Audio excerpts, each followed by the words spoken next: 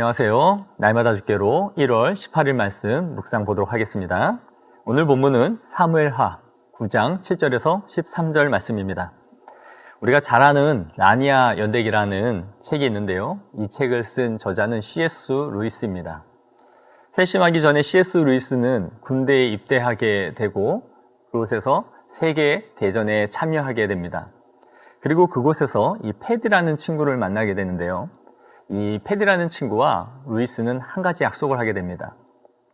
우리 둘 중에 한 사람이 전장에서 죽게 되면 남은 한 사람이 그 사람의 가족을 지켜주고 돌봐주기로 약속을 했던 것이죠. 그런데 실제로 이 패드라는 친구가 전장에서 죽게 됩니다. 그리고 루이스는 끝까지 그 친구와의 약속대로 패드라는 친구의 가족을 돌봐주는데요. 무어라는 부인과 그의 가족들을 평생에 돌봐주었다고 합니다. 한 번 했던 그 약속을 유지하고 평생의 신의를 지켜갔던 것이죠. 오늘 다윗도 이러한 신의를 지켜가는 것을 보여주는데 관찰 지문을 보면서 또 살펴보도록 하겠습니다. 관찰 지문 1번을 보시면 다윗 앞에 선 무비보셋이 어떤 모습인지를 묻고 있습니다. 무비보셋은 요나단의 아들이었어요. 그의 할아버지 사울과 아버지 요나단이 전장에서 죽임을 당하자 유모였던 이 여인이 5살 무비보셋을 데리고 뛰어 도망가다가 이 아이를 떨어뜨렸습니다. 그래서 다리를 평생 절게 되는 장애를 안고 살아가게 되었던 사람이 바로 무비보셋이었습니다.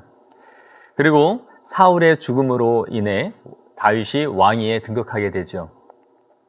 왕권에서 밀린 무비보셋은 평생 장애를 가지고 누군가를 의지하며 살아가야 하는 존재가 되어버렸습니다. 관찰 질문 2번을 보시면 다윗이 무비보셋에게 베푼 호의가 무엇인지를 묻습니다. 다윗은 요나단의 아들 중에 무비보셋이라는 아들이 있다는 것을 이후에 알게 되었던 것이죠. 그리고 그에게 큰 은총을 베풀어요. 먼저 사울의 소유였던 모든 밭을 그에게 다시 돌려주겠다라고 말합니다. 그리고 앞으로는 나와 겸상하여 밥을 평생도록 먹도록 해줍니다. 즉 왕자의 지위에 올려준 것이죠. 그리고 사울의 시종이었던 시바를 불러서 이전과 같이 사울의 집을 돌봐줄 것을 말합니다. 무비보셋과 그의 집안에 양식이 평생에 끊어지지 않도록 돌봐줄 것을 말하고 또 그의 아들들까지 돌봐주라고 명령했던 것이죠. 관찰 질문 3번을 보시면 시바의 역할은 무엇이며 그의 재산이 어떠했는지를 묻고 있습니다. 10절에 그에게 아들이 15이었고 종이 20명이었다라고 기록하네요. 그런데 그들은 모두 다시 무비보셋의 종이 되어 내 주인을 돌봐주라라는 다윗의 파격적인 명령을 받게 되는 것입니다. 아마도 시바는 사울의 생전에 그의 집안의 모든 것을 맡아서 관리했던 믿음직스러운 종이 아니었나 하는 생각을 하게 돼요.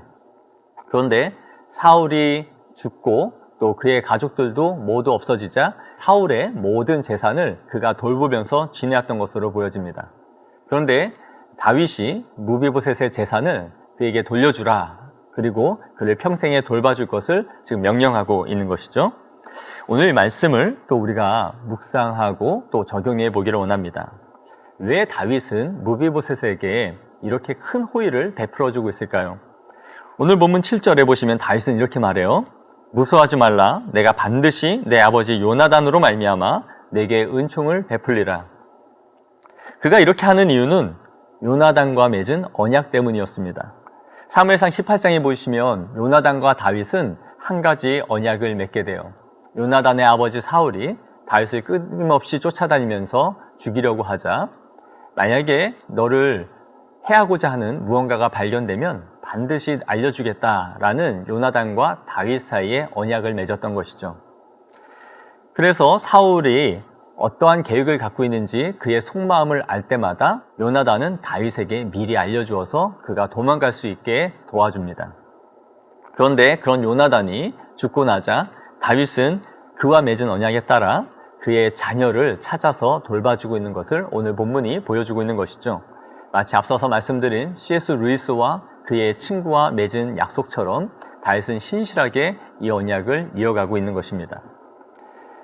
참 아름다운 모습이라 할 수 있는데요. 다리 저는 장애가 있는 자에게 당시에는 성전에도 들어갈 수 없도록 하였습니다. 그런데 다윗은 그를 겸상하게 하고 오히려 그의 집안의 재산을 시바에게 환수하여 그에게 돌려주도록 합니다. 그리고 평생에 그를 돌볼 수 있도록 해주었던 것이죠. 이것을 우리가 또 적용해 보면 영적으로 큰 의미가 있습니다. 이것은 우리에게 우리가 가진 회복의 직분이 무엇인지를 생각해 주게 하는 것이죠.